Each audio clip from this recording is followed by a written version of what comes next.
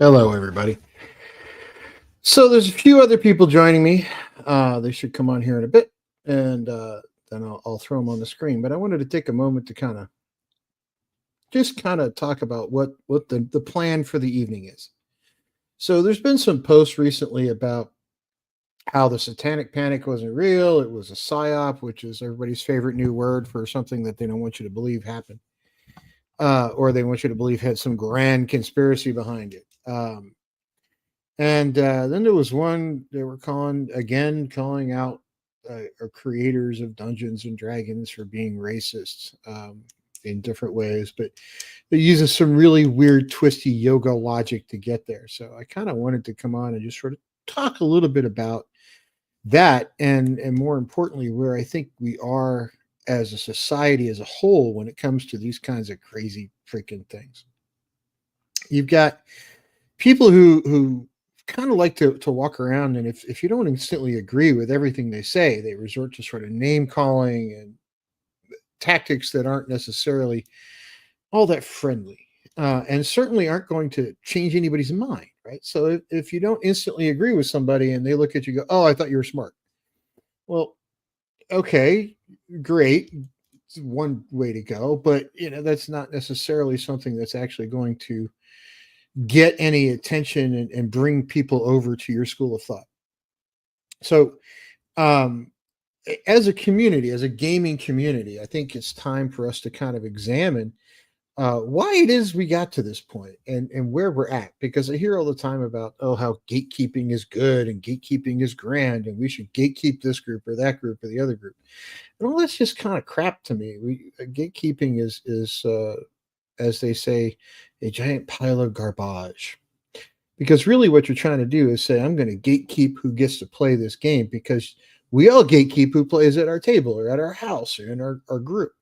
Because I don't know anybody that has said, hey, I really hate that guy. I'm going to invite him to a game night. Right? Nobody does that. I really disagree with that person. I'm going to invite him to a game night. I mean, I might because I'm weird, but not too many people would do that sort of thing. So when I hear the word gatekeep, the only thing I can assume is you're going to have those people just want to the people who use that phrase just want to decide who gets to play and who doesn't, which is just stupid. Um, I mean, decide for your own table, decide for your own house, decide for your own whatever, but you don't get to decide for the hobby. So let's look at before we get to the racist part, where now all of a sudden Gary's racist again. um, I want to talk about where role playing games came out of. So, Gary Gygax and Dave Arneson and junior member of the team, they were really the ones that um, came up with it. So, and they sort of mushed together a bunch of stuff they were working on sort of separately into one pile. They had some other people come in and join the company eventually, Rob Kuntz and some others, but it was really Gary Gygax and Dave Arneson that came up with the concept. And really, I think it was Gary was the driving force. Rob was kind of whenever you have something like this that starts, there's always one person who's the driving force behind it. But a lot of people involved, but there's one guy. If it weren't for him, it wouldn't have happened. And I think Rob had a lot of great ideas, a lot of great contributions, but I'm not sure he was the driving force behind it. I think that was Gary because he was sort of obsessive over the whole thing. I think Rob was certainly there and certainly deserves all the accolades of being a co-inventor, but I'm not sure he was the driver behind it. And I say that because I've been involved in a bunch of startup companies, and there's always one person who, without that guy, the whole thing just never gets off the ground. So, where did these things come from, and where did they kind of get their start? Well, role playing games got their start coming out of war games. It was avid war gamers that played things like Third Reich, Civilization, 1776. Oh, there's a bunch of Avalon Hill games, and they eventually made up their own war games. And what they decided was that these war games were um, a little bit too restrictive in what they would let you do and what you wouldn't do. Um, it this particular one is the only reason I bring this one up. It's not that I have any direct evidence that Gary or Dave played it, but because I have this one on my gaming shelf and I've played it a lot. Um, um, it this particular one is called Rise and Decline of the Third Reich. You get to fight out World War II with little army units on a hex board, but it's also very specific in how you play. You've got tanks, you got airplanes, you got infantry. They move exactly like this across different things. You've got odds of 2-1, 3-1. You're going to win. You roll the dice and see who wins the battle. But it's not very imaginative. It's very strategic, but it's not very imaginative. And it kind of works out relatively the same way with slightly different strategies. It's kind of like chess in that regard.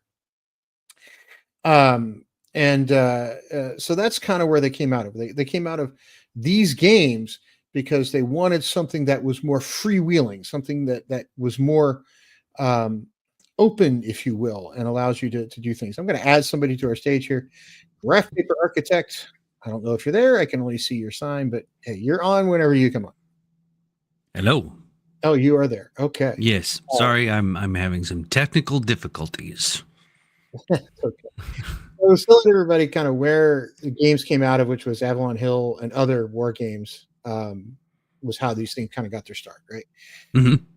And it sort of spawned from there because these guys were readers, because everybody in the 60s and 70s was, because there were 2 or 3 television stations. Every house had one TV, maybe 2, but by and large you had one television, and everybody listened to radio and read books because that's kind of what you did. Mm-hmm.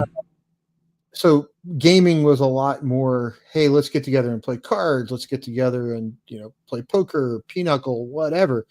And then war games came about. People played a lot more chess. Go was a big thing with my dad, and others. So it spawned out of that work. And then they decided, hey, those games are kind of restrictive, right? We don't really want to just play those. We want to kind of get fancy with it. And it sort of became important to come up with a new set of rules. So they did, because they're creative guys, and that's what creative guys do. And then they came up with a version that predates the one I'm going to show, but this was the earliest edition I had. So it's the only one I can grab a picture of quickly because it's on my shelf. This is the 1982-84 version of the rules. Mm-hmm.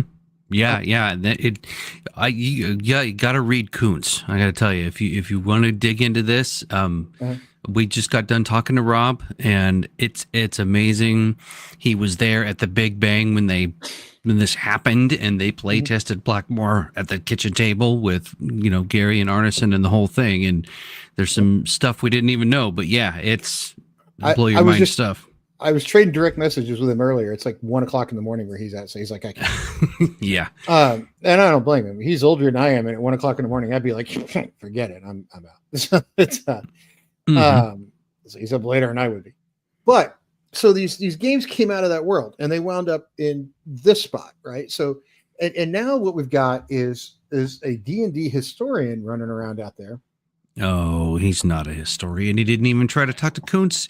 Oh God, don't even get me started. I'm putting historian in bunny rabbit. Yeah, huge quotes. Ugh. Yeah, huge quotes.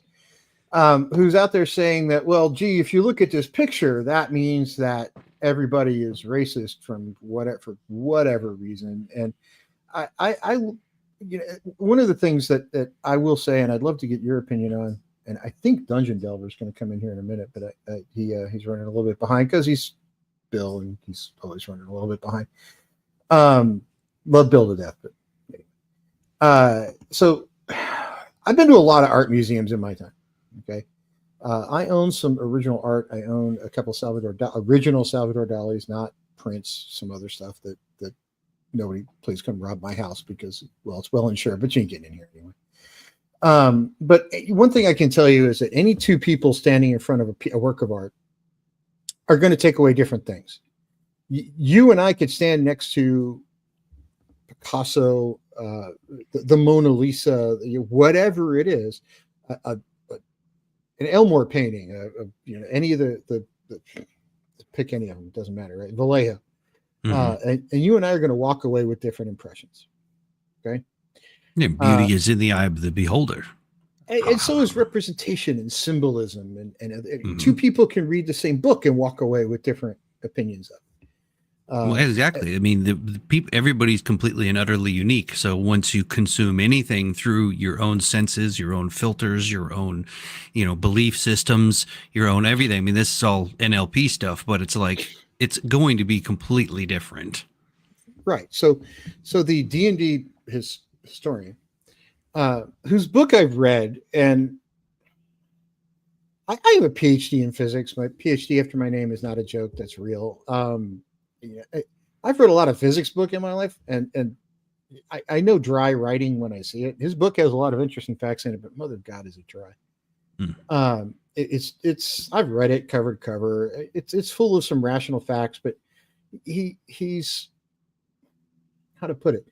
He's got a slant to everything, which to me does not make a good historian, even though he wants to flag himself as one. He refers to Saint Gary in a bunch of places. It's kind of he's looking for dirt is what it seems like, and if he doesn't find dirt, he's upset. So my point is, if you're going to do that kind of stuff, great, good on you. Hey, Bill. Hey, Tim. We got Graph Paper Architect to you now. Hello. So I'm having technical difficulties, so you just get the banner. Okay. But the point is, two different people looking at art are going to take away two different things. And you bring into it your own preconceived notions. So if you bring into a game that's full of make-believe and full of artwork and full of representations of things, you're going to come in with your own preconceived notions. If you come in looking for racism, you're going to find it. You come in looking for sexism, you're going to find it.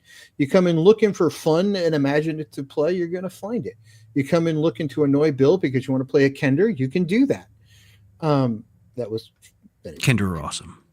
I love Kender, man. I see I'm outnumbered here. Like, I know it's going to be your birthday soon, Bill, and I could definitely write a Kender-centric adventure for you. I would DM it. I would mail you some snacks to Florida. You get to work on that, and I'll get back to you on my. Yeah, I'm going to get you when you were talking about all that Italian food, and I'm dying. Oh my gosh! When's your birthday? That was terrible. Next Thursday. Oh, well, happy early birthday! Mine's February 11th, so it's coming up. Oh, thank you, and happy early birthday to you too, Tim. I've got to tell Bill one thing that's off topic, so I apologize to anybody listening because it's a little off topic. I went to my local game shop yesterday, and they had a sealed first edition Gamma World. Oh, cool! Had never been opened. That is so neat.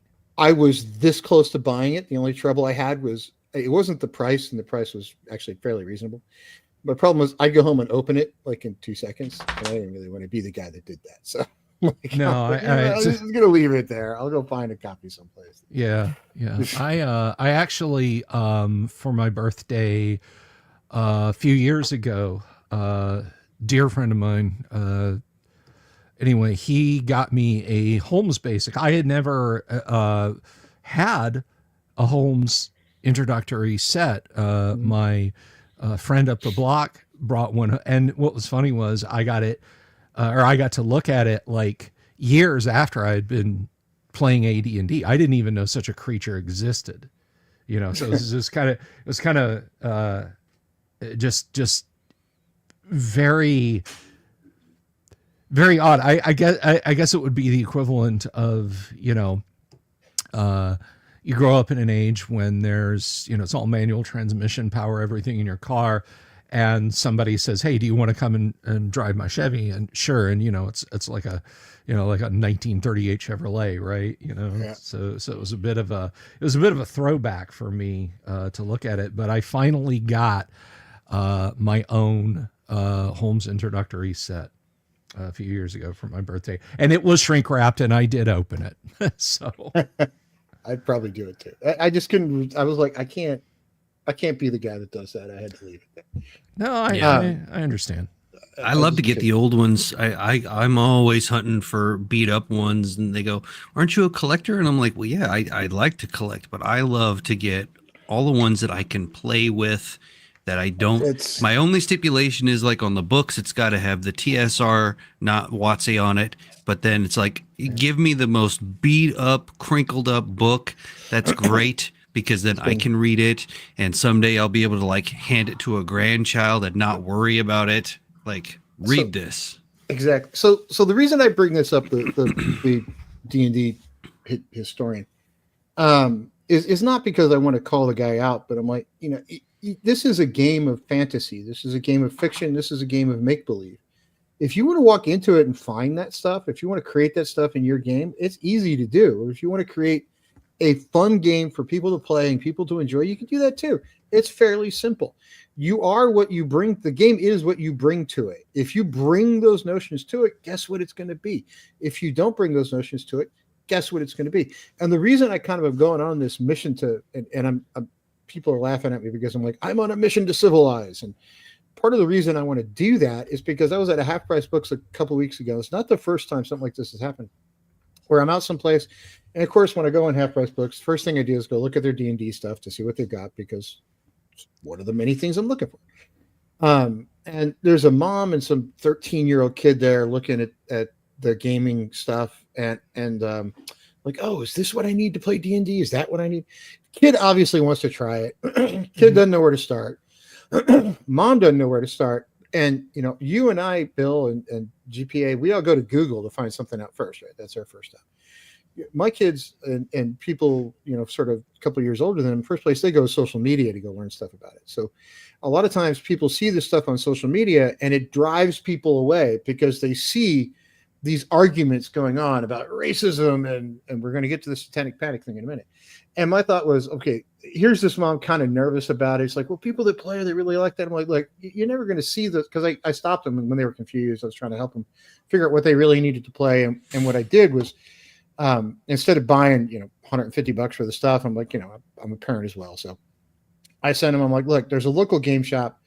Go over and get one of these, the Essentials kit. Buy that. If your kid enjoys it, then go off and prosper and look for other stuff. But, start with the $20 kit and work your way up. Sure. Because it's just a simple way to do it. And it gets you in for not, having to spend, hundreds of dollars worth of stuff or go dig through old books or whatever. It's just easier. And she was very thankful. And maybe a gamer comes out of it, right? But people see these arguments online, and I think it's driving people away. And I think as a community, we should, I backed off, Bill, talking about RPGs online a couple months ago because I got tired of getting caught up in the drama. Sure. And I think it's behooves us as a community, if we want these games to live on, to stop it.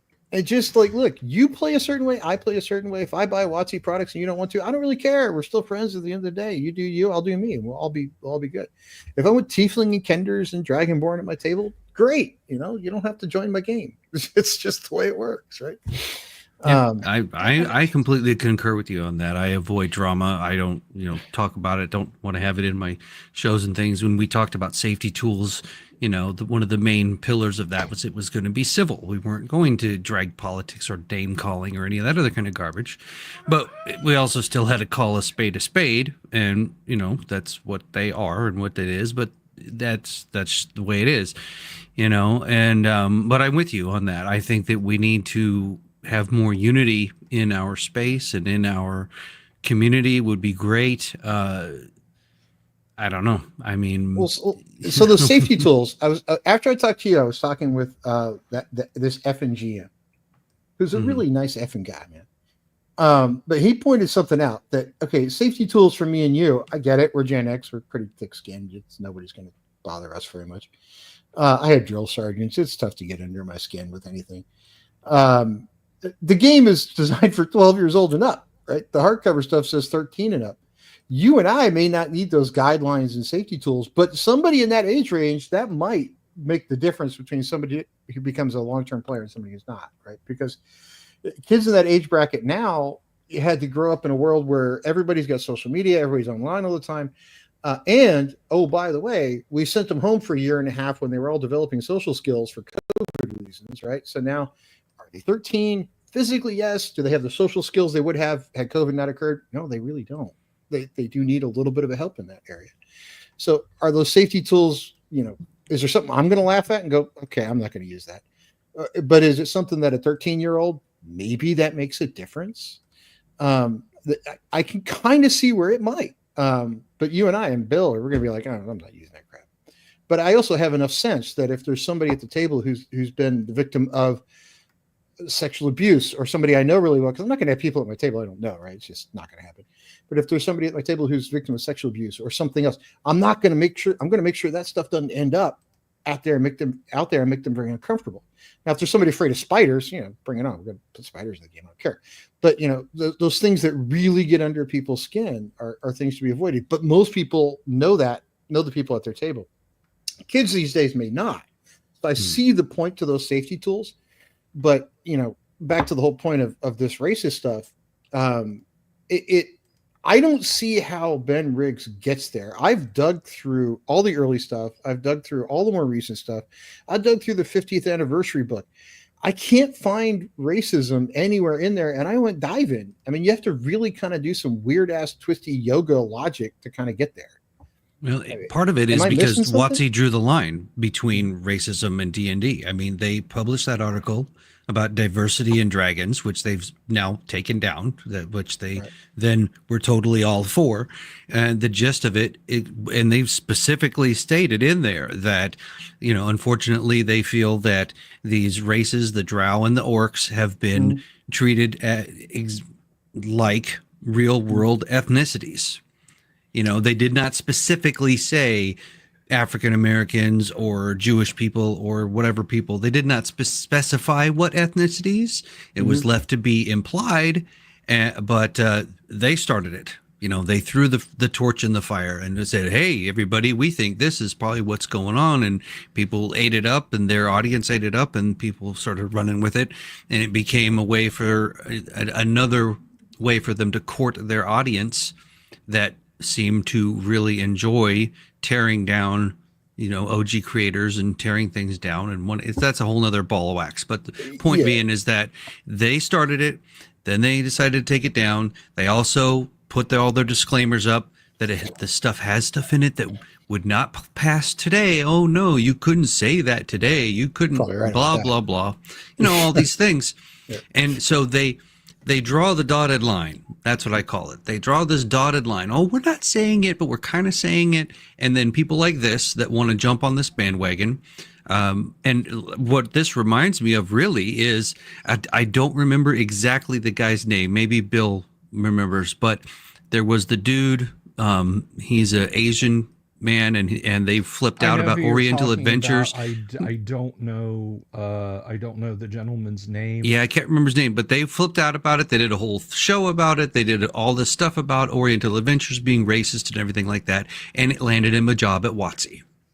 So they were working for WotC. There's an ultimate irony there. For a long time before I started using Twitter, I would say probably from 2014 until when I started using Twitter, I looked on it as one of the most vile, toxic, shrill places on the internet. And part of that was the immediacy of people's ability to engage, and nobody thought. And I said, well, I'll never use Twitter, but if I do, I'll think before I tweet. And now I use Twitter, and I do think before I tweet most of the time. Sometimes I will type out some pretty heinous shit, and then I will stop, and I will take a step back, and I'll say, do I really want to commit this to the ages? Do I want the Pleiadians to use quantum technology to reconstruct ancient Terran storage media and find out, wow, this A_Dungeon Delver was really uptight? And the answer is no. So I tend to lean off of that a little bit. And what helps is little control rods that people will post. And I'm coming to a point regarding Asian things here. There is in Japan a strong but small but strong following for first edition AD&D, which let that sink in for a minute. Now, basic D&D translated into almost every written first world language and was distributed over like 75 countries or something like that. AD&D is pretty dense. High Gygaxian is pretty thick. Talking about this book was the one that caused the uproar, right? Yeah, that is the one. So to find out, I was over the moon to find out that there are AD&D first edition AD&D fans in Japan, and we may decry the internet and technology and so on every now and again, but thank God for Google Translate. I'm able to carry on conversations with these people.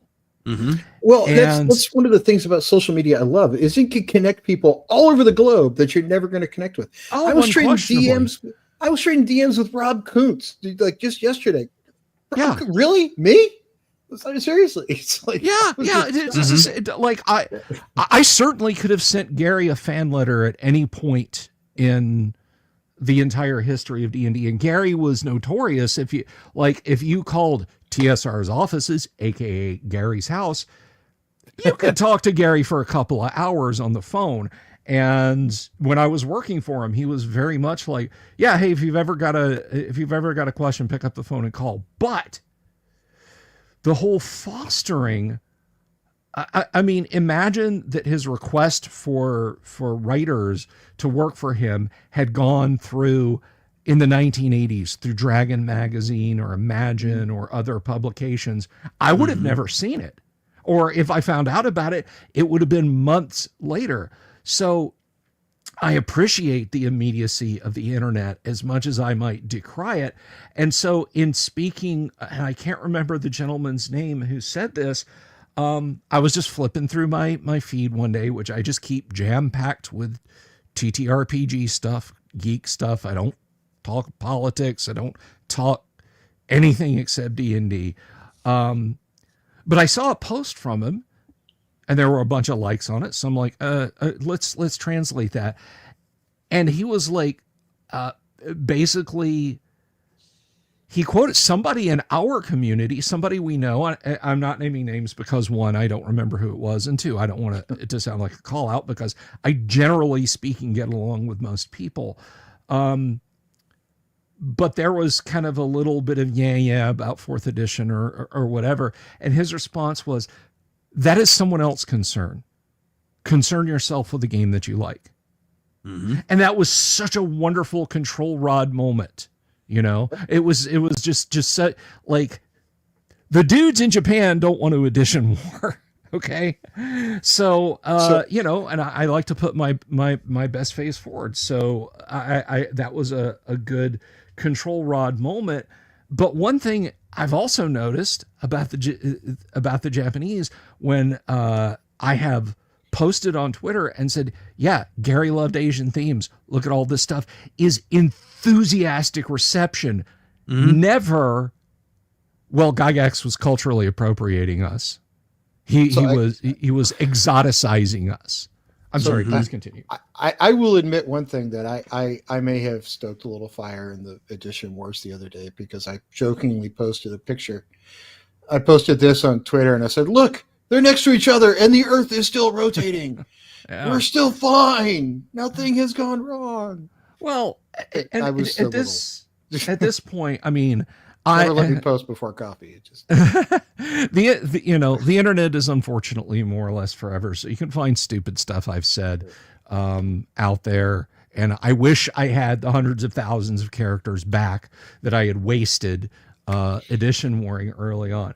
Any edition warring you get out of me these days is about on the same level as my enthusiasm for my preferred college football team.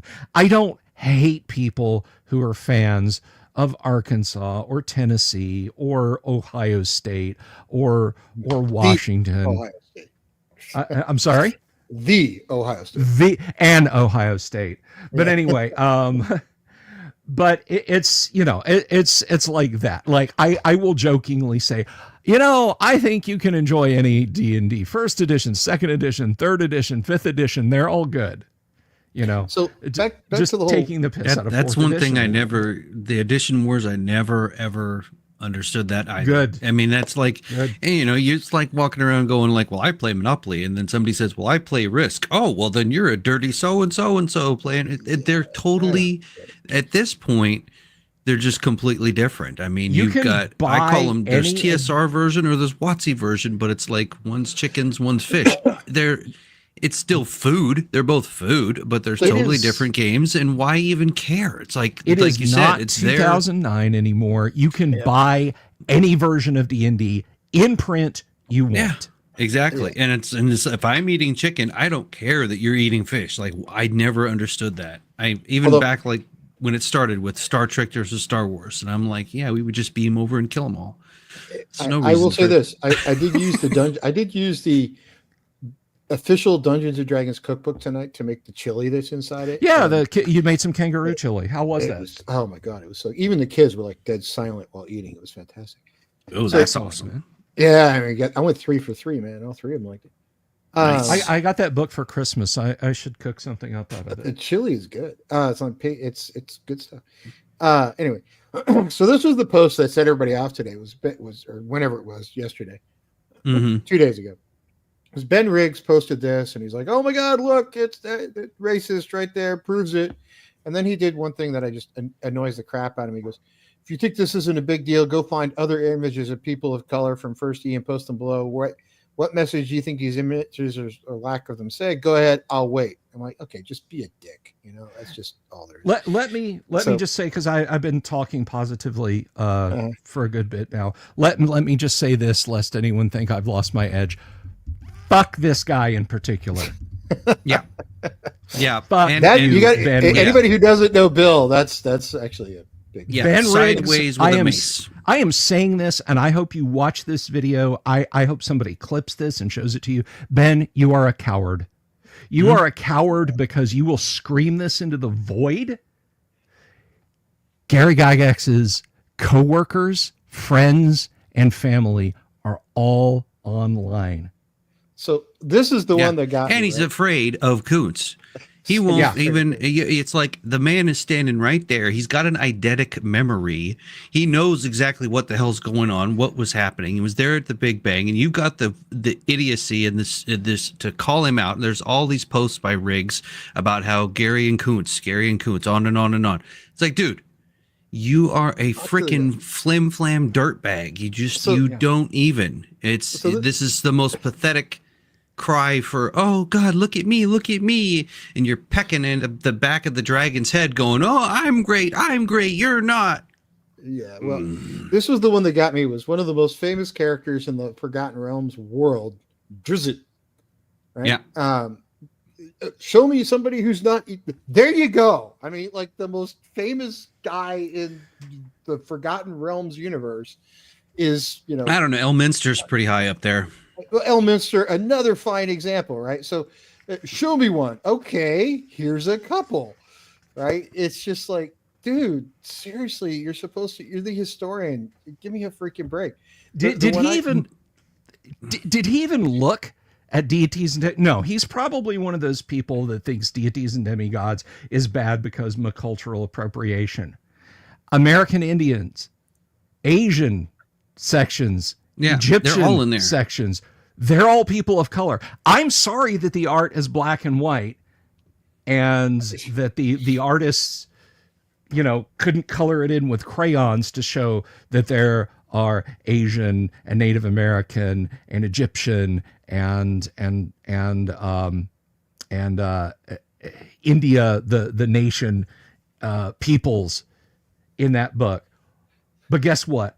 There's dozens of drawings of people of color doing heroic things. Yeah, I mean, this kind of logic is the kind of flawed logic that, let's say you have a video game, and in this video game, when you create a character, they don't have a slider that lets you slide through every single permutation of skin pigment that there could possibly be, including ones that don't exist, and then you call them racists because they don't have it. It's like, this is ridiculous. To sit here and try to say that any of the OG creators were racist or are racist or racism is baked into the game and all this other kind of nonsense. It's like there's no proof. You're creating proof. You're fabricating it to try to make yourself something that you're not. And yeah.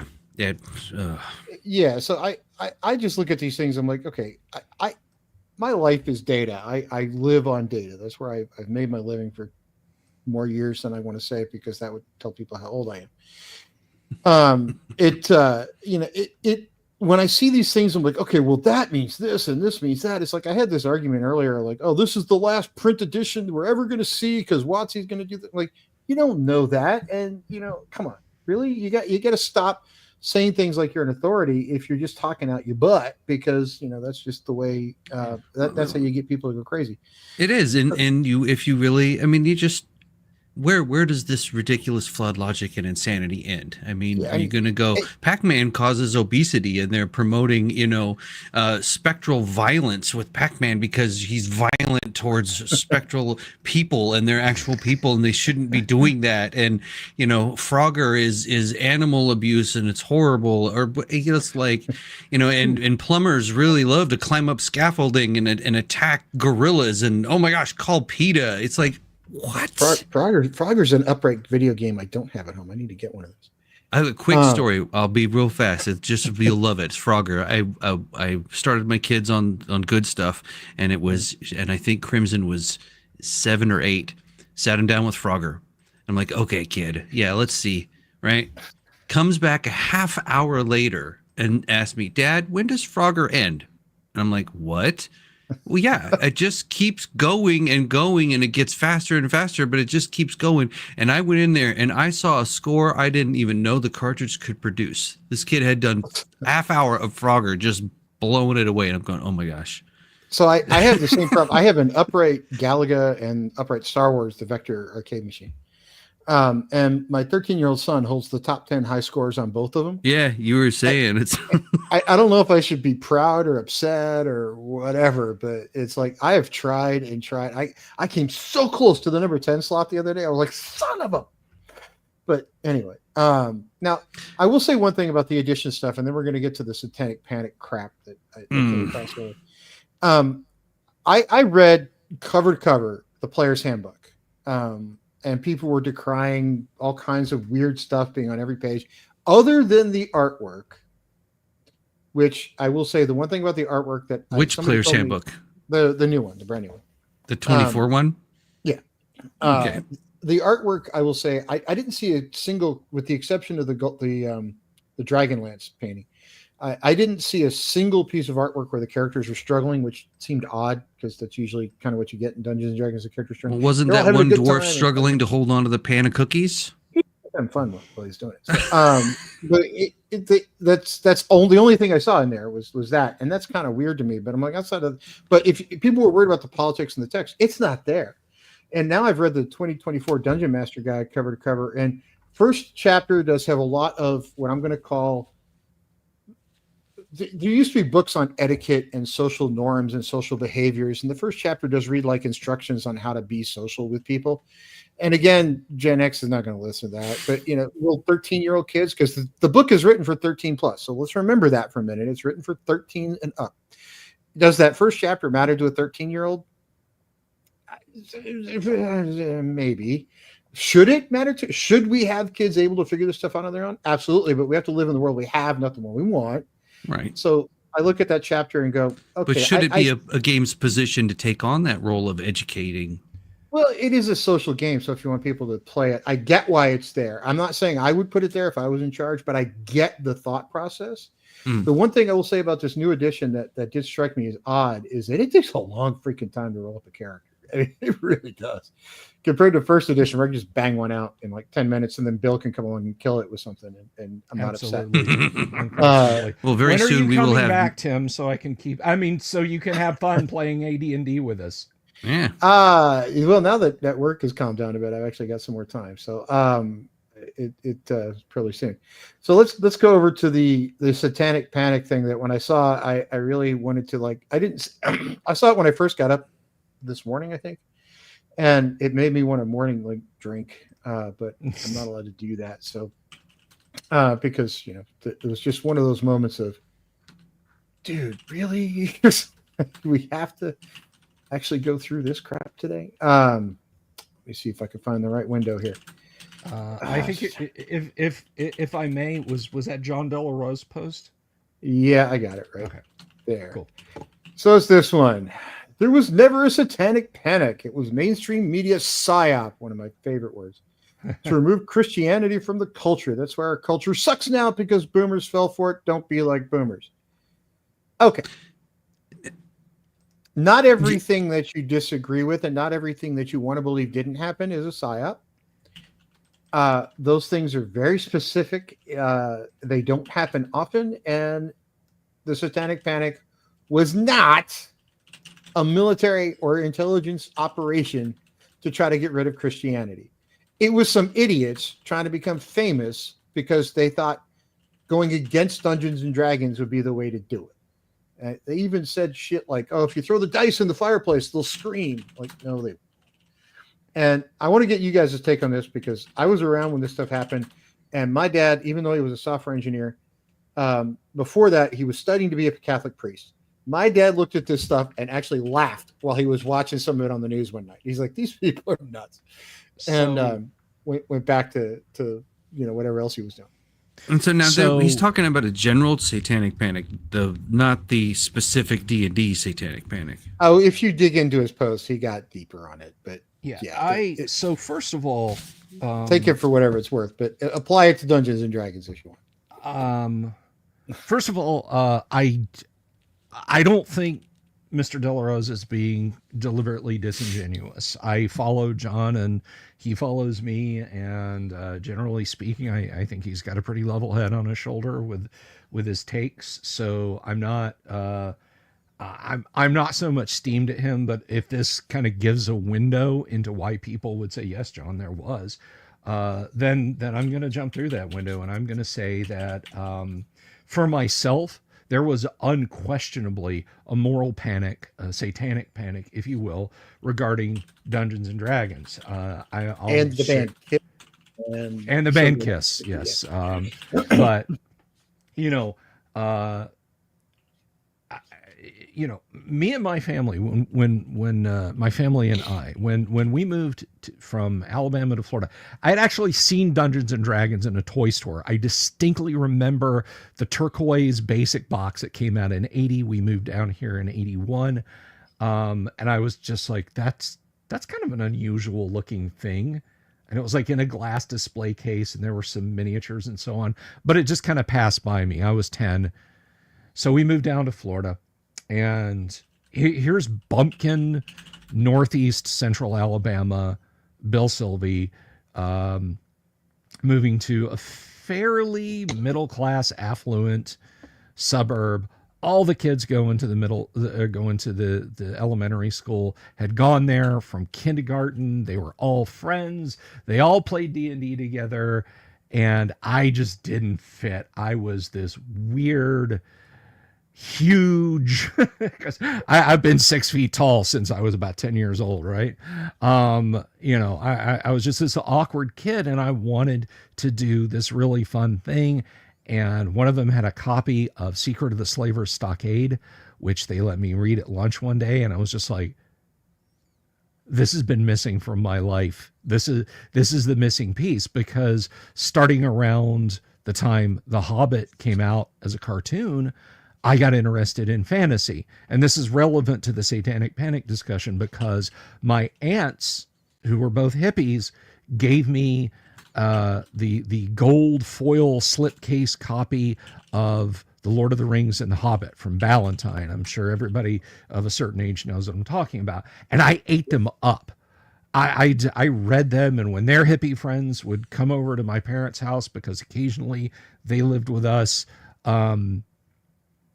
my mom would proudly tell any adult, she'd walk up to random people in Woolworths and say, my son can read The Lord of the Rings. That's a college level book, Woolworths, that goes back a ways, man. Yeah. So they were all, they loved that I loved The Hobbit and The Lord of the Rings. And we moved down to Florida, and here are my friends playing this game, Dungeons and Dragons, and I nattered my folks about it until they caved, and I got a little bit of allowance, and we went to a local toy store, and I bought a copy of Keep on the Borderlands and a set of dice. I didn't know you needed a rule book. I thought everything was in the module. And as it happens, Keep on the Borderlands, you could just about do that way. Yeah, it is almost a starter set by itself. So figured out what I could and made up the stuff that I couldn't. And I played Dungeons and Dragons with my buddy Tommy from up the street and my sister Beth, and I was the DM. And that was how, that was how I learned to play D&D. And then sometime, that was in elementary school, sometime in late middle school, when my sister was in high school, and some of the dorks that she knew in high school started coming over, and we started playing this advanced Dungeons and Dragons, and I started learning more and more about it. One of the players' moms reached out to her and said, "This is a dangerous game. Don't let your kid play it," and started plying her with tracts from her church. And to make a very painful story short, my parents said, "Nope." And my D&D books went up on a shelf in the linen closet. And whenever they would go to Kmart or Sears or wherever, I would go get the books and I would read them. I got to be real good at hearing the sound of a car pulling up in our apartment lot driveway. Exactly the Ford pickup truck. Trick every kid learned in the 70s, man. Oh yeah. For various reasons. Mine was Dungeons and Dragons, so I was like Winston Smith in 1984 hiding that journal, so it was very, very real. I mean, I don't have it to hand, but I have the chick tract, Dangerous Dungeons. I have the PDFs of the short booklet, that Pat Pulling wrote. Yes, Bothered About Dungeons and Dragons. And for you guys who don't know who Pat Pulling is, her son Irving ended his own existence. I'm sorry, Tim. I'm trying to dance around the algorithm, bud. And his mother was convinced that it was because of Dungeons and Dragons. She started a movement. This got talked about on Sally Jesse Raphael. This got talked about in TV news reports. This was you had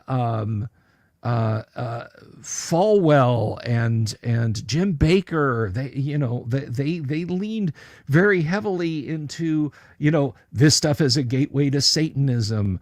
And they would point to things like the Ifrit on the cover. There's a demon on the cover of this book. Do you want that? Is that godly? Oh, yeah. Do you want that in your house? Defeat the demon is the point, right? Exactly. And Gary, of evil creatures and beings in the game, Gary said, what is good to do without evil to defeat? And my folks, who were delighted that I was reading The Lord of the Rings and The Hobbit, ostensibly a couple of very large influences on Dungeons and Dragons, could not get their head around the idea that this was just playing Let's Pretend. I mean, they were okay with me when I was 5-6 years old playing with G.I. Joes and Plastic Army Men and, flicking them with my fingers over little hills of sand in the driveway and screaming, "Oh, I've been shot. The Germans got me," of playing, war. I had a Mattel M16 that looked exactly like an M16. There you go. Yeah, you had the little Uzis that looked like, and they were water guns. Oh my God. I very much encountered my parents were just like, "You're not playing D&D." I remember. So I'll tell you something, Bill. My dad was the exact opposite, because when we got the basic kit with Keep on the Borderlands, he was the DM, because Dad was a huge Avalon Hill wargamer. So Dad wanted to play this. He was the first DM, and I was telling this story on earlier on a video I did myself. In Keep on the Borderlands, you have to go in and negotiate with the barkeep to kind of figure out what's going on locally. And my dad was like, "Well, for an ale, I'll do it." And I was like, "Okay, we'll buy you an ale." And Dad goes, "No, for you, you're going to have to go get me an actual ale." So Dad wouldn't tell you anything until you got a beer. Go get a beer, kid. So you actually had to go get Dad a beer. But yeah, so I encountered it. I wanted to play D&D. My friends played D&D. They looked at me weird when I said, "Yeah, my mom and dad," and I would see these damned tracts sitting around the house. Now, my parents never made me read them, but I know they read them. And it frustrated me to tears as a kid. There's GPA, I'm not going to mention any names here, but there is someone in the community whose parents made him watch them burn his D&D books and then brought in a deprogrammer to make him watch that. I suffered with a lowercase s as much as a kid can. If you tell a kid in the 80s you can't ride your BMX bike, you can't skateboard, I don't want you going to the video arcade, you can't use the Atari, it's the same level of suffering as you're not playing D&D in my house, that stuff's a gateway to hell. This person that I'm talking about, I'm just going to say a Dime Breed tabletop.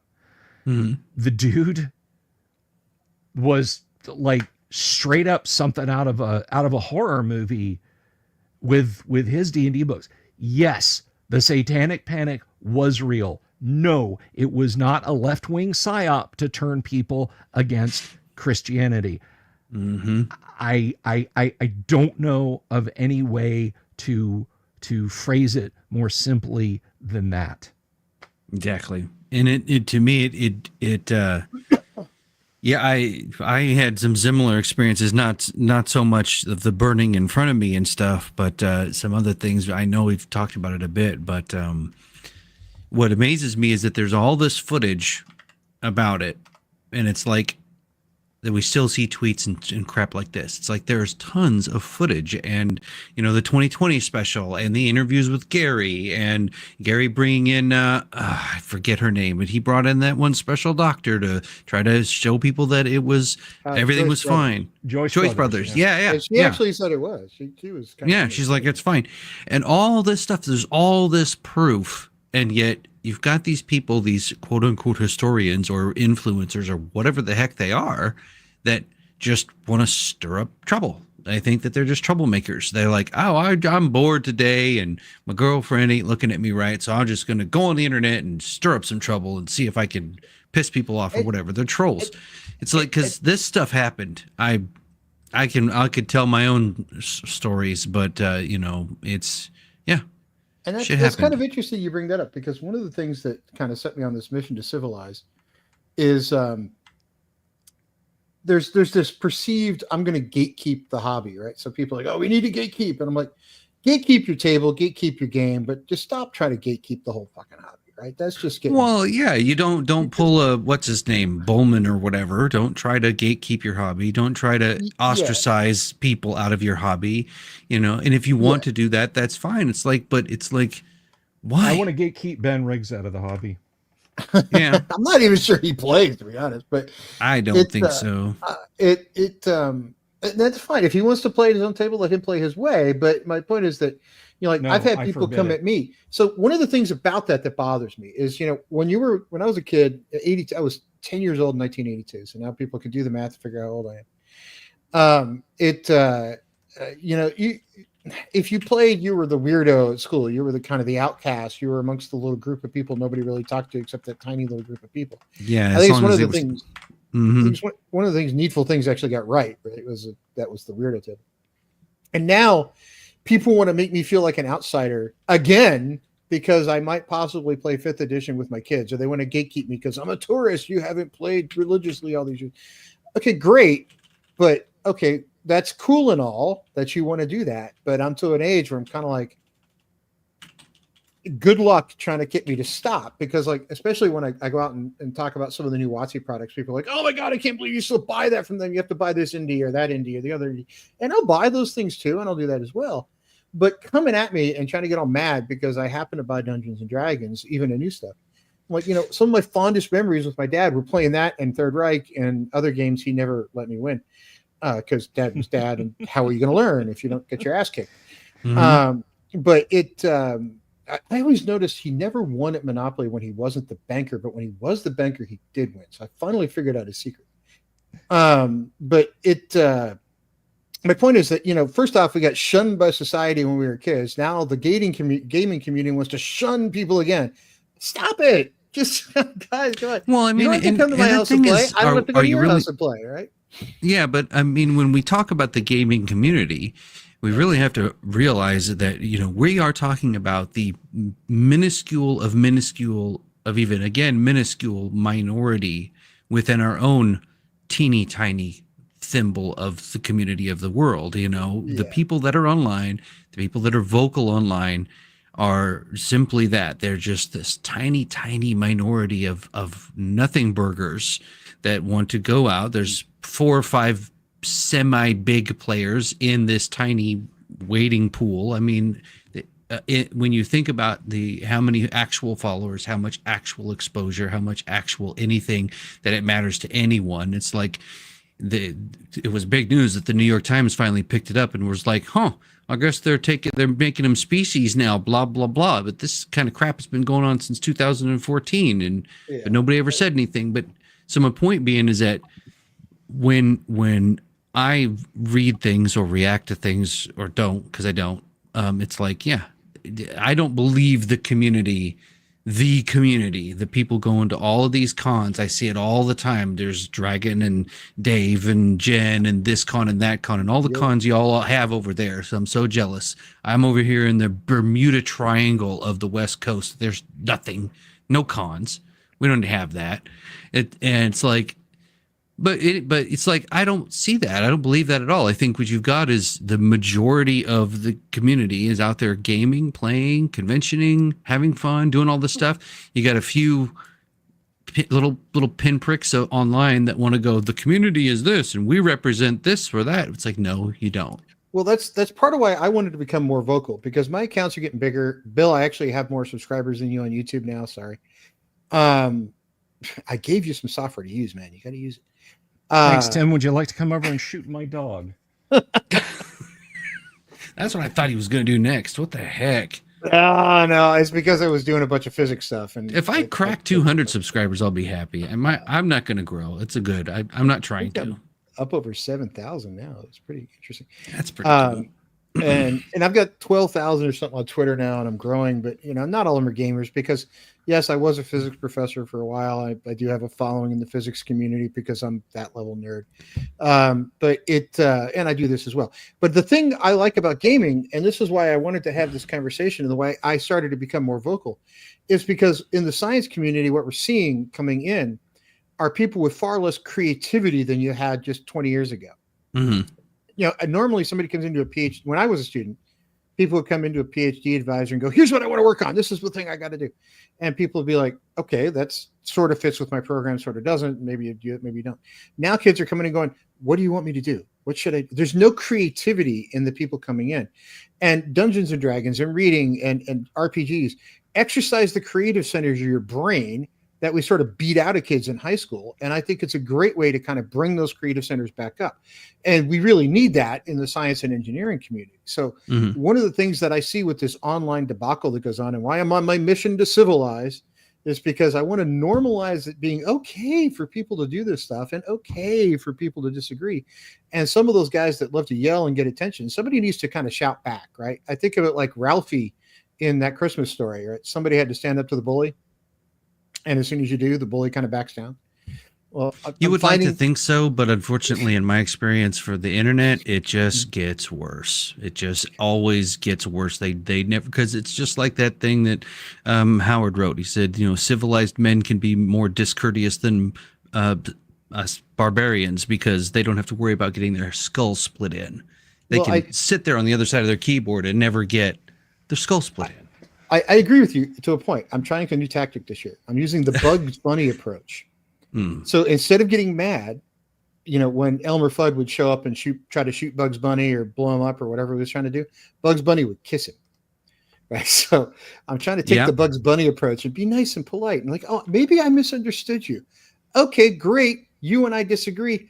Have a nice day, right? And just kind of wish them a nice day and disappear. It drives them freaking nuts, and they tend to go off the deep end. And my hope is that people will see that kind of behavior and go, maybe that guy's crazy. It's my hope. I'm not sure it's going to work, but I thought the Bugs Bunny approach might be good. And plus, while I was trying to figure out how to do the Bugs Bunny approach, I figured out Yosemite Sam actually had a twin brother that showed up in one cartoon, which I thought was pretty neat. So, I hadn't thought of that. I didn't know Sam had a twin brother. He actually does have a twin brother. He showed up one time and one time only. Is he the same? Does he have the same personality, or did they flip it? Was he all nice and cordial and pretty much the same, except he's got a black beard instead of red? Oh, okay. Right on. I guess, I mean, and more power to you if you want to engage. I find that, I've been doing it a long time. It was around when of course, when it was BBSs and dial up and dealing with trolls all the way from then. And it's like, for me, it's like, I'm not going to spend the energy. I really am not. We've got TFG on deck. We've got Adventure Engine on deck. We've got streaming stuff on deck. We got all these things in life. I got my other business that I'm trying to run with my wife, all this stuff. And it's like any energy or effort that I would spend even contemplating a response, a retort, a joke, anything about it, it just takes away from anything else that I could possibly do. So if you can do it, more power to you. I'll definitely, back you up. But for me, I'm just done. Except for the Rob Kuntz thing. It's like, you're coming at Rob. Ben, bring it. Come on. I've talked to the man. He's the real deal. You are not. You are a flim flam shit show, and you're as pathetic as someone trying to pee into the wind and think that the dragon's going to give a damn. It's like, I will say this about Rob. Okay, I've never spoken to him personally. I've traded DMs with him and posts with him a couple times, but he, out of anybody on the planet that is justified at having a beef with Wizards of the Coast, he's the guy. Yeah, he's the guy. Stuff came out in our interview with Neon that I never even knew. I don't even know. I mean, you're probably the only one that probably would even know this, Bill. I don't want to give too many spoilers because I want everyone to go click on it. Derezed. It's awesome. Yay, my plug. But I will tell you a little bit about it is that this whole thing is deeply personal for Rob, and with a very good reason. And I've decided to champion it as deeply personal for that too. I think it's bullshit. It's slander, libel, bullshit. And the same thing they tried to do to Margaret Weiss and Tracy Hickman too. I mean, that ended in a lawsuit, and ultimately the books came out. But I'm not sure exactly what happened. Like there was that was sort of hush hush, but it's not really. I talked to Ty Beard. Because all this came out in Discovery because both parties fired lawsuits back and forth. I had an attorney, Ty Beard, he wrote a tabletop war game himself, kind of a sort of a friend of a friend kind of way that I got to know him. But Ty, I looked at the court document, and I did my best ability when it first came out to summarize it, and then I sent it to Ty, and Ty looked at the court document, and he came on and he went over the finer details of it. And basically it came down to Weiss and Hickman were just sailing along. They were sending their dailies, if you will, drafts and notes to Wizards of the Coast to keep them up to speed with what was going on. Because, I mean, unlike sitting down and cracking open if you're working on a property, even if it is one that is ostensibly your own and it's owned by a big corporation, you've got to be in touch with them about what you're doing. I mean, there's a very cute story told by, I cannot remember her name now, but she was the editor for the Star Wars comic book. And they had to pass all of their stories past Lucas. And she said, everything we ran past Lucasfilm came back A-OK. After The Empire Strikes Back, they were like, what can we do next? Oh, let's make another Death Star.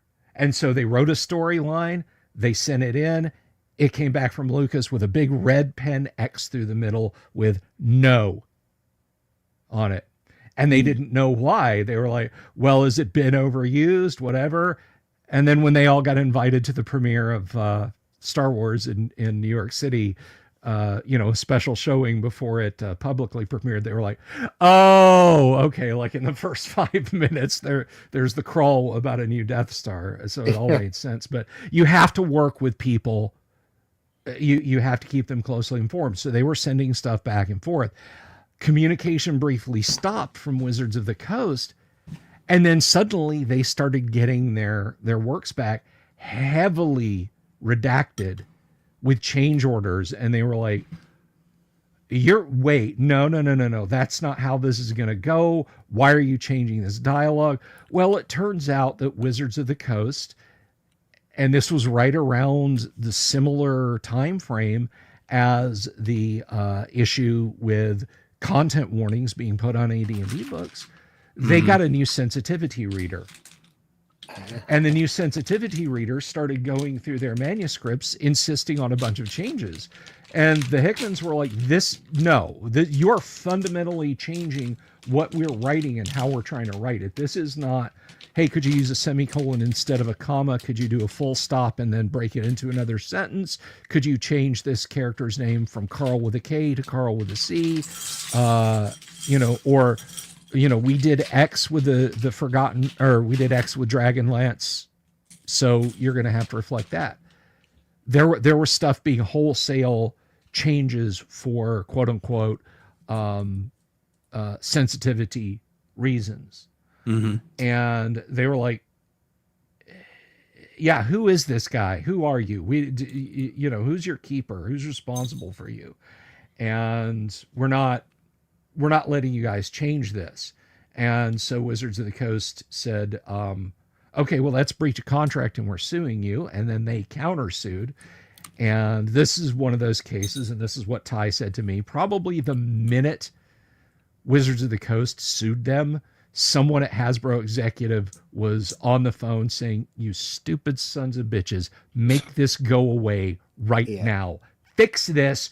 Do whatever you need to fix this." And wouldn't you know it, 9 months later,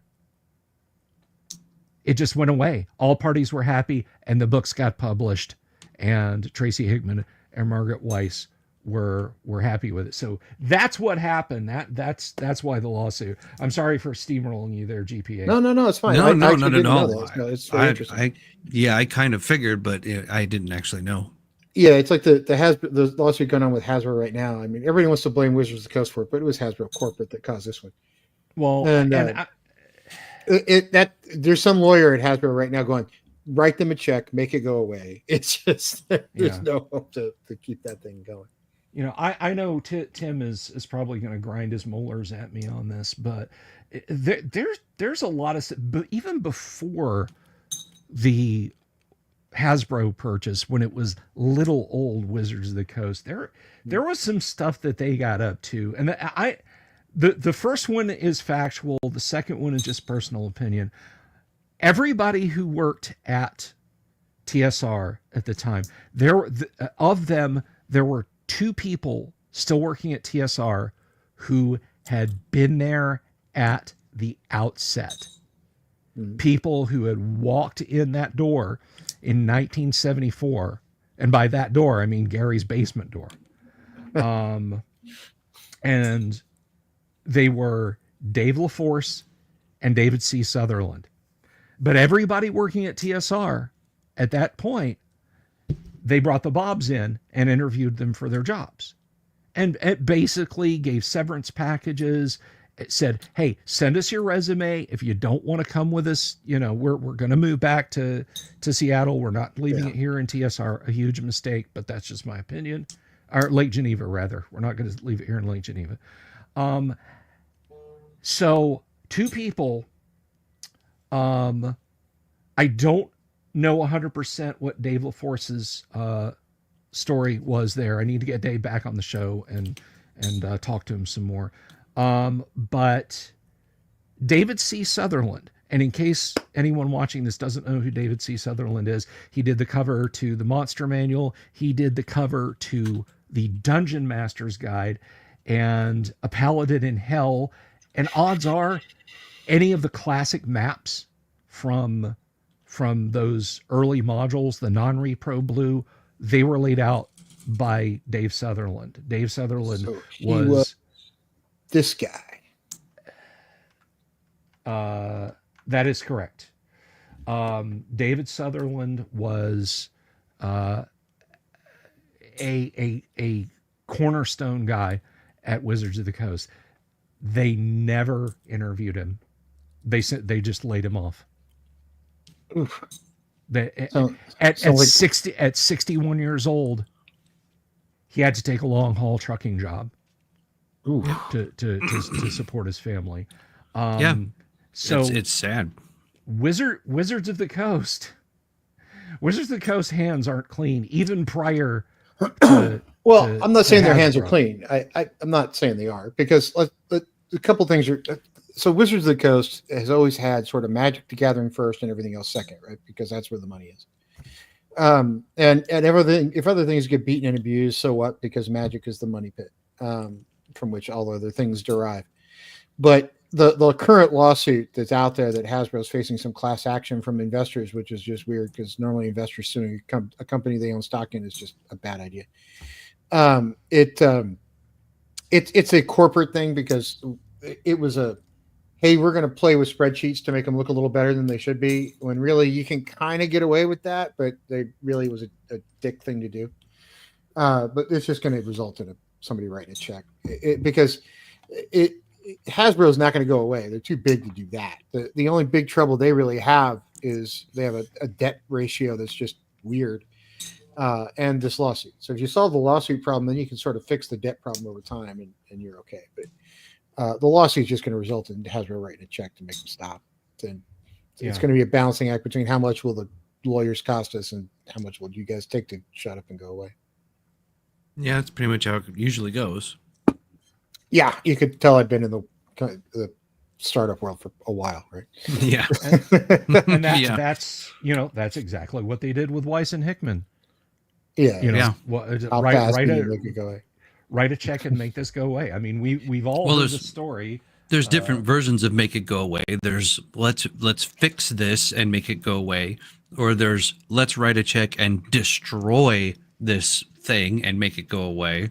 So I think there's different versions, and I'm glad that it was the more nice version with Weiss and Hickman, because I'm big fans. I think they're pretty awesome. I've told this story before, and if you guys have heard it, I apologize, but I came across I was the Dragons of Autumn Twilight came out in '84, right? And Winter Night came out, I think, in early '85. I came across them when just those two books were out. I was 12, 13 years old, something like that.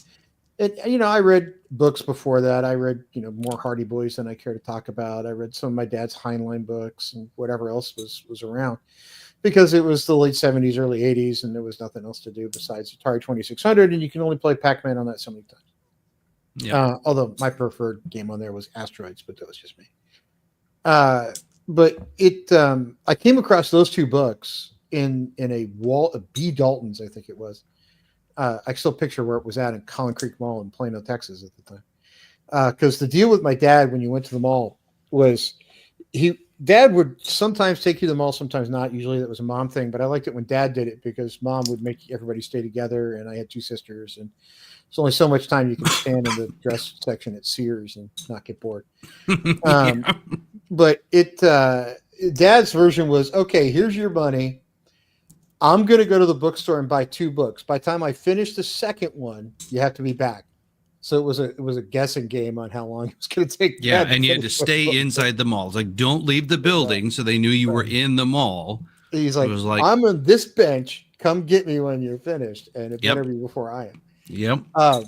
And I didn't really want to go to the mall that day, but I was, something getting out of the house was better than anything else. And I got there and I was annoyed because the arcade was closed for some reason. So I was like, son of a whatever. And so I go in and I'm looking through the bookstore, and of course Dad was happy as can be because I'm in the bookstore. And he's like, "Oh, find a couple of books." I was like, "All right." So I went and found those two. And those two turned me in from I'll read to kind of get through the day to I will read because that's what I feel like doing no matter what. Yep. So those were the two that turned me into an avid reader. And I will tell you that waiting for Dragons of Spring Dawning to come out was torture. It was crazy. And then the library never had it. And it's like, because we didn't have money for books. And it's like, I couldn't get it. Yeah. So I actually, Margaret Weiss actually saw it today. She clicked like on it. I was like, oh, thank you for turning me from a casual reader into an obsessive one. Just probably a bad thing because now I'm surrounded by 1,200 books at home. But it. No, they're real treasures. That's what I would say. I actually have a sign. That's our hoard now. No, I have a sign that says it's not hoarding if it's books. It's a library. True.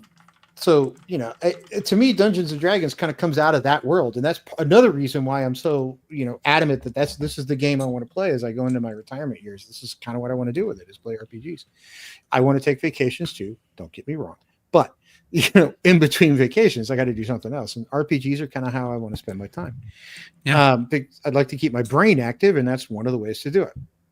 So between playing Dungeons and Dragons and finding those books, that was kind of what brought me into this hobby. And I think what's going to cause me to stick around is the fact that, those fond memories of playing with my dad and my grandmother being a player character, although she didn't live very long. I think she died on purpose. Those memories, and then those books, and then the 200 books that came after it, and all the Forgotten Realms books and whatever else that I've read over the years. Are why I'm in this hobby, and I'm in it to stay. And people that kind of come after me and try to gatekeep and say, "Oh, why Dungeons and Dragons? Why not this one or that one or the other one?" I'm like, because this is the one I like. It's the one I'm going to keep playing. You don't have to like it.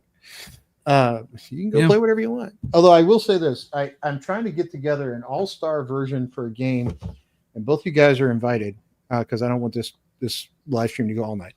But both you guys are invited to a one-shot. And it will only be a one-shot because it's not Dungeons and Dragons. Tune. Bill, you can't be the DM. I'm going to be.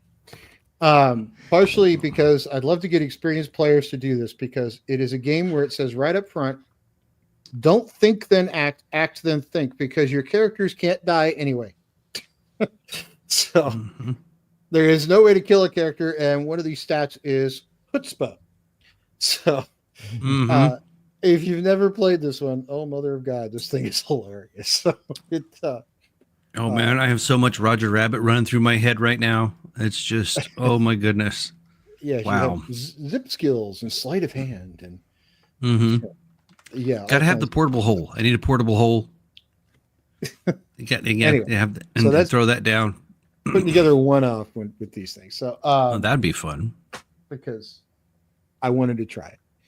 And I think you've really touched on something, and we touched on it a bit when we were talking. Like Neon was saying, he identifies as Dungeons and Dragons, and I picked up on that. I'm like, what's going on with that? And I thought that's really the way we grew up, and the way it was there when we win it, and we had to go after it, and it was, and of course the Satanic Panic, all these things that had occurred to us, it becomes part woven into the fabric of our personalities, and then crap like this floats across our feed, which will, it sparks your passion. You're passionate about it. You're passionate about D&D, and then this shit gets said, and you're like, what the fuck? No, I'm going to say something about this, because you're passionate about it. If somebody came out and said, that colonial capitalism is the root of all evil, and Monopoly should be banned and burned, and if you play Monopoly, then you're an evil capitalist, and the same kind of thing.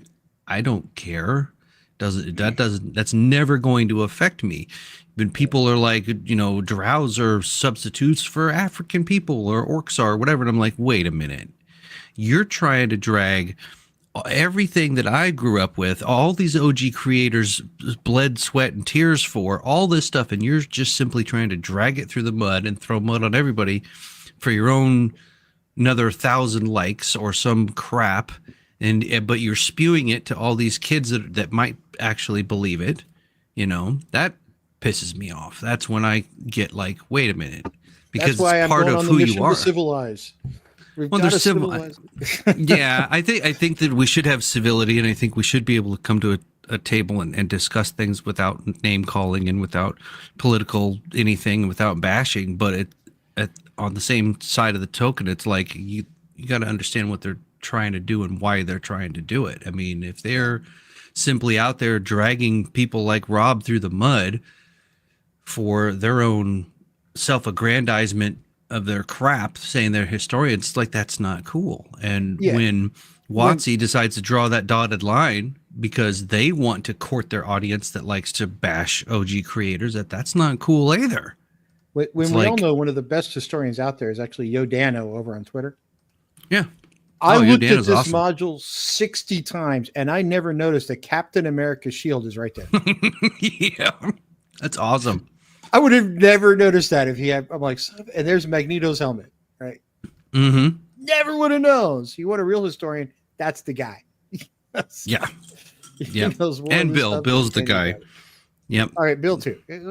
Bill too. But I think when it comes to D&D history, Bill's probably got Dan. But when it comes to the art, Dan's the winner.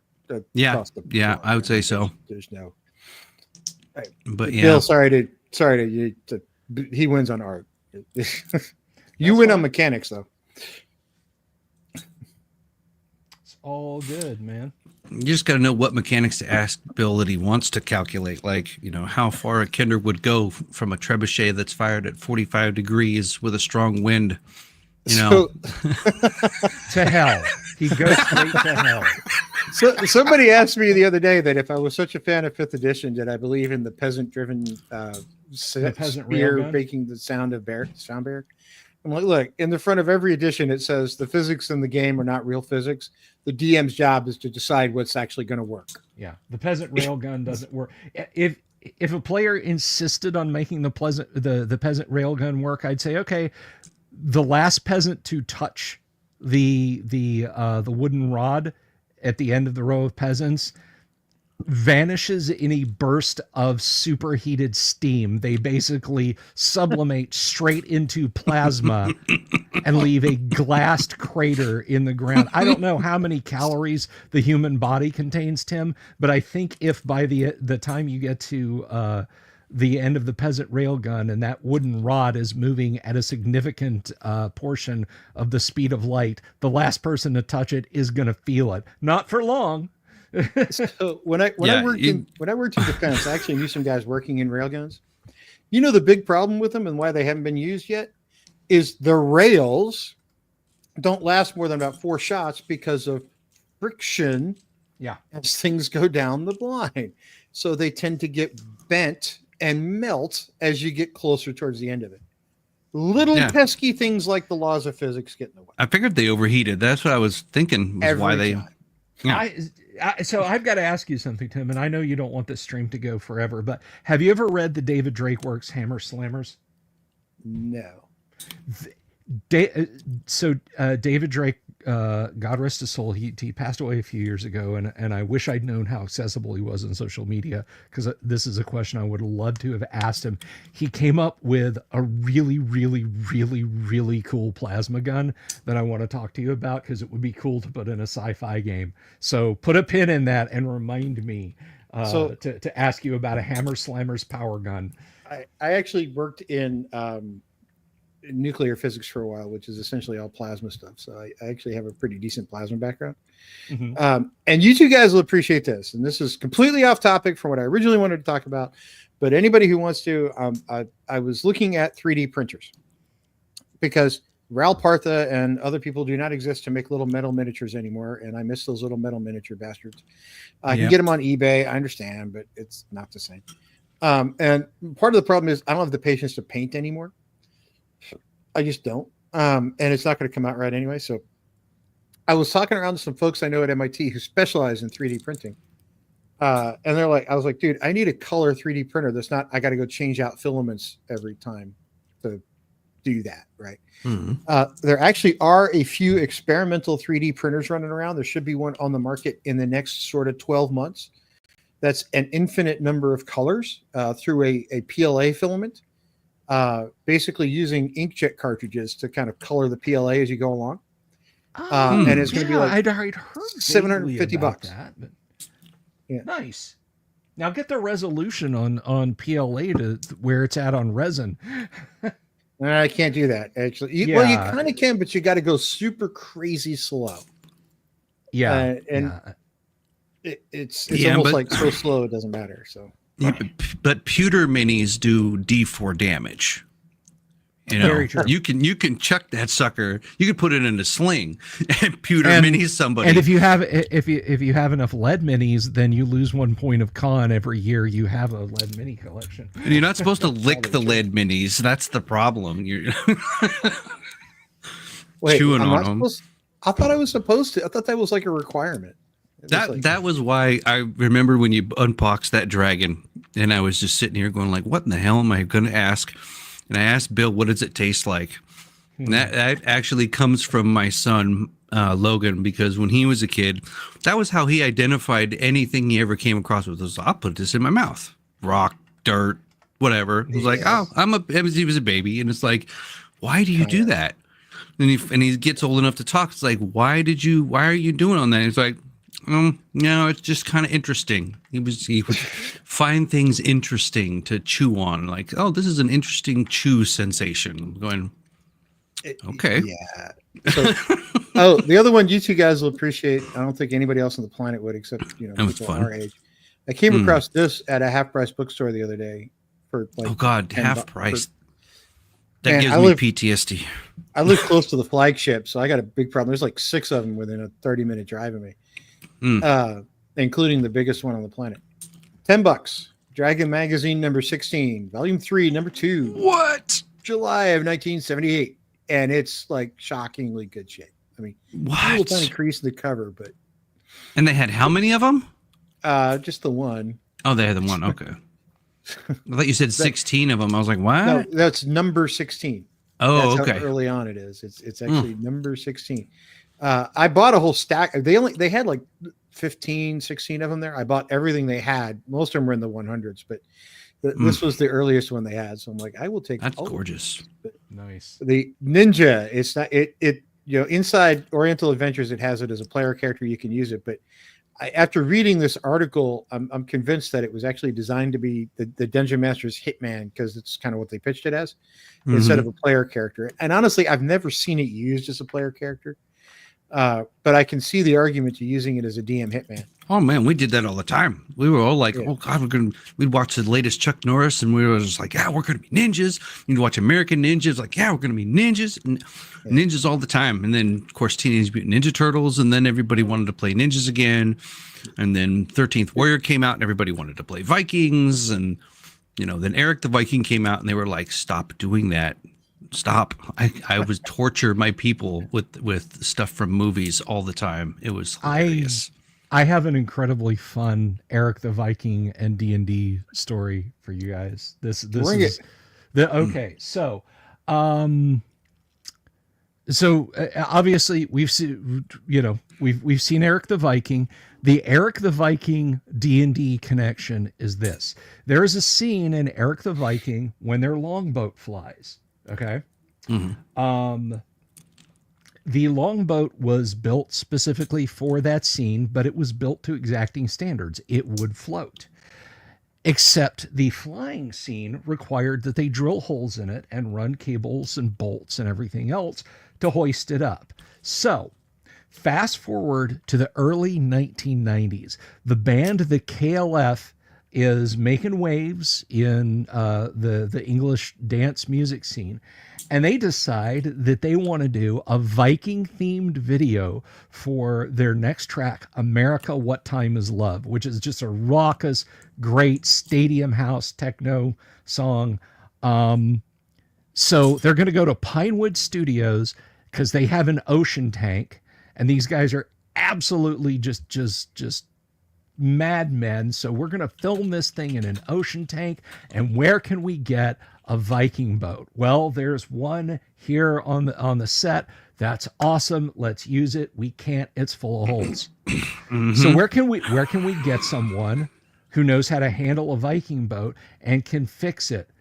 Let's go to the local university and see if anybody there can do it for us. So they go to the local university. Wouldn't you know it? There are guys, early English and middle English history studies guys who know all about the Viking stuff. So they patch the boat up for them. They get it to where it'll float in the tank.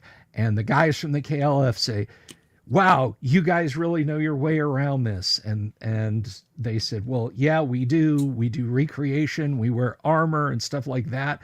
And Jimmy Cauty and Bill Burr, not the American comedian, were they were like, "You do what? You do how? Bring that. Come with us." So they shot the video for America, What Time Is Love. Bill Burr and Jimmy Cauty are not in the video anywhere. They're sitting up on a platform yelling at the guys running the rain towers. That person doesn't look wet enough. Those waves aren't high enough. Make them look like they're really out at sea in a storm. Mm-hmm. So, Tim, I know you know about this. GP, I don't know if you know about this. You guys know Osric? Mm-hmm. The AD&D clone, Osric? Yeah. Yep. Stuart Marshall is one of the progenitors of Osric. I have a little credit in Osric. It's not much. I just did a little bit of monster work. Stuart just happened to be one of those history studies at university. He worked on that boat, and he is in the video for the KLF's America, What Time Is Love?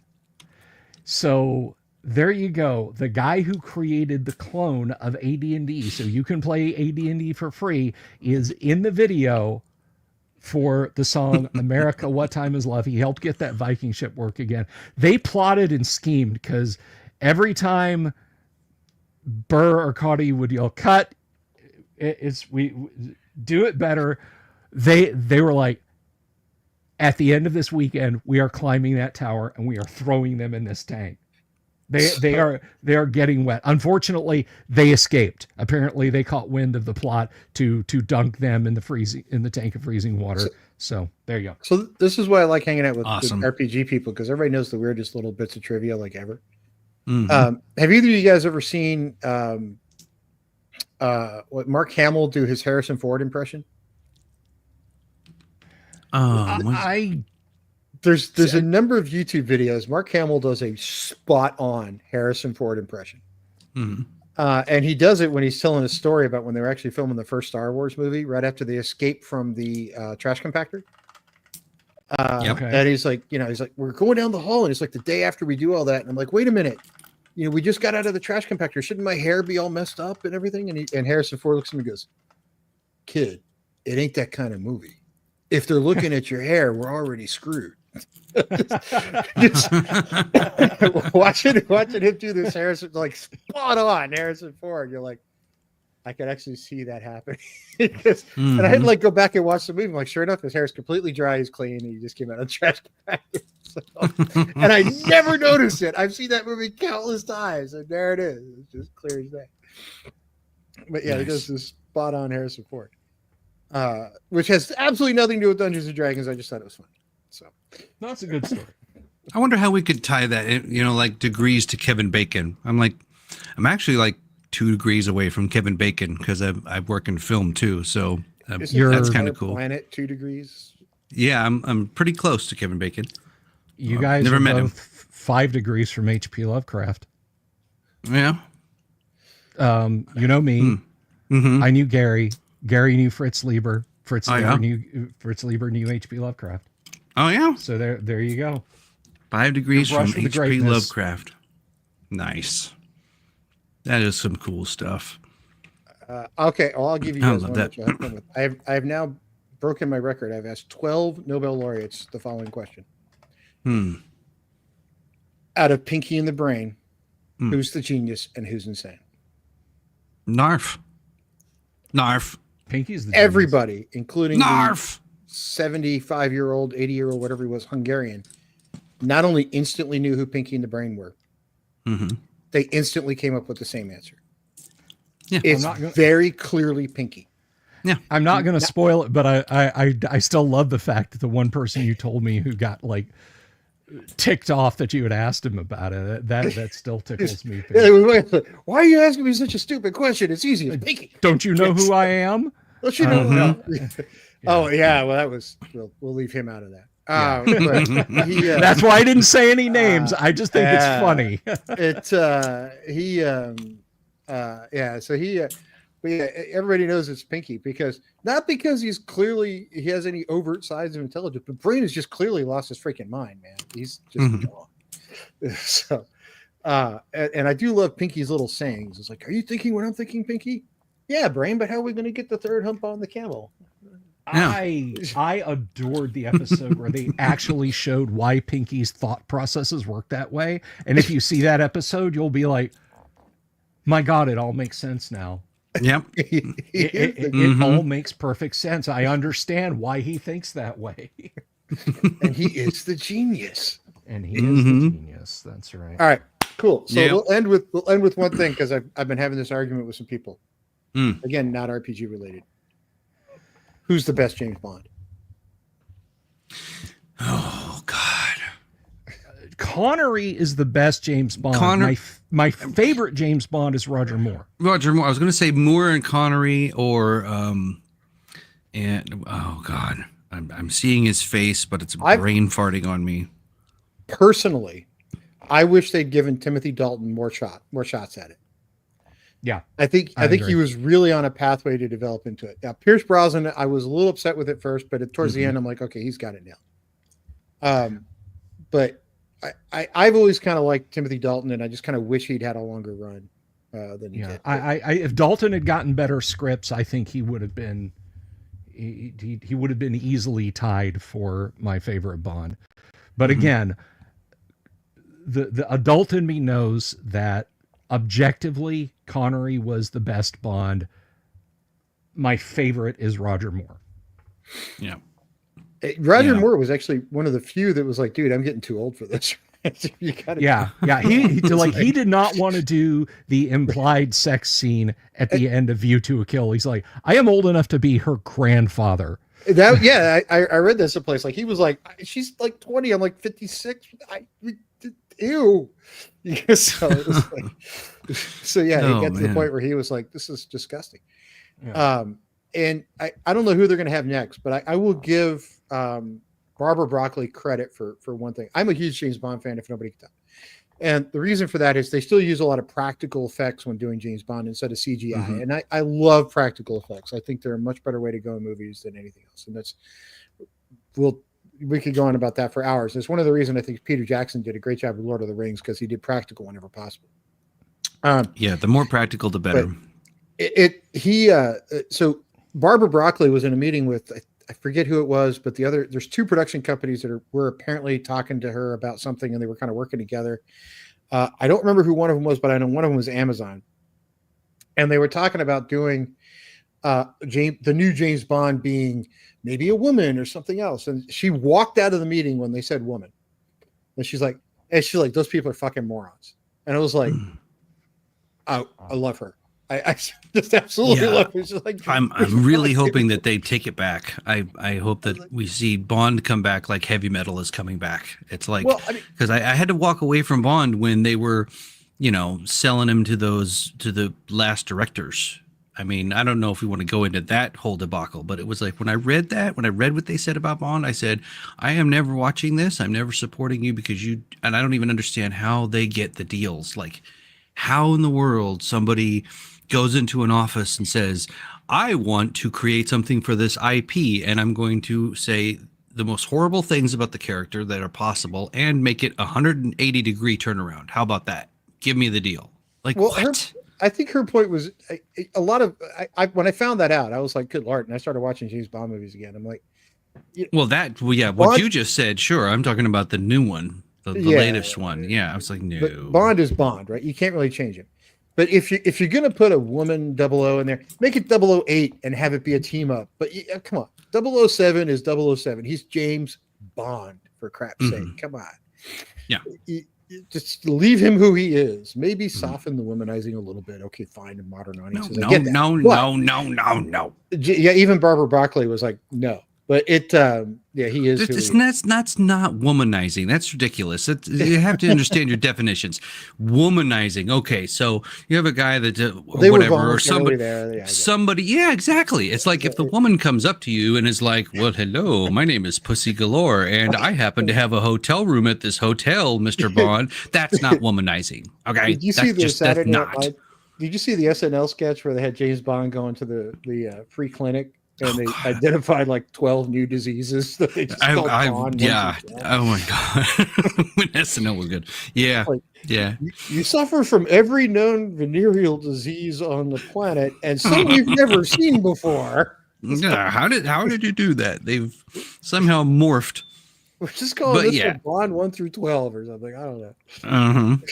That was but anyway, all right. You're Yeah. right. I mean, he is, the character is who he is. But the thing I love about those movies is they really do have this sort of practical effecting to them. I was not really impressed with the last one they did, but you know, there's good and bad ones in there. And Daniel Craig had some fantastic ones. He had one or two that weren't that great. But I can't remember which one it was, but there was one that we were like 3 writers on, and the writers didn't like each other, so they couldn't be in the same room at the same time, and it came off like this disjointed piece of shit. That doesn't make any sense at all. So how do you manage to produce a good product when you've got? That's no way. You know. I'm going to look up which one it was before I now, as soon as you hear I mean, it, it's all good until somebody cuts the hole out of the center of the wicker chair and sits you down in it, and you go, "Yeah, no." It was so good. Spectre was the one they couldn't be in the same room with each other, and if you watch it, you're like, "Yeah, that makes sense," because it's you can tell. Casino Royale, I thought was pretty good. Quantum of Solace. See, a good Bond movie for me is all about the bad guy. If you don't have a good bad guy, it just doesn't. Yeah, work. you got to have Jaws. You got to have Dr. No. You got to have Goldfinger. You got to have the villain. Yeah, I don't expect you. I expect you to die, Mr. Bond. Walk off and let the laser beam cut the table. Tomorrow Never Dies didn't work for me because it was like some newspaper guy that was the evil guy. Quantum Solace, like, we're up against the green energy guy, and like, it doesn't make any sense. But like License to Kill, which one was it? The thing I really liked about Sam Jackson in that was when he takes the notebook and he's like, why are you always writing all your stuff down in a notebook? And he holds up the notebook and he says, because you can't hack this. Like, there you go. And I drilled that into my kids too. And you see people living on their phone. I call it a plastic Pop-Tart. It's like, no, don't live your life in the phone. Oh, that's another digression into amazing awesomeness. It does kind of fit with Dungeons and Dragons these days, because it does. That they're pushing all into the virtual. They're pushing it into the, into the all digital. And then of course now we see Diamond fold, and I'm wondering, okay, Diamond's folding. They walked away from, was it Paint? No, not Penguin. Who did WotC walk away from? Random House Penguin. Random House, yeah. So they left Random House and whatever they're doing. And then we're seeing Diamond fold, and we see everybody living in their phones, and I'm going, okay.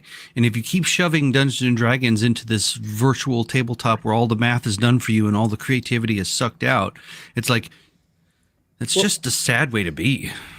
Okay, 2 things I want you to think about, though. I've written some fiction books, right? And I've talked to other authors.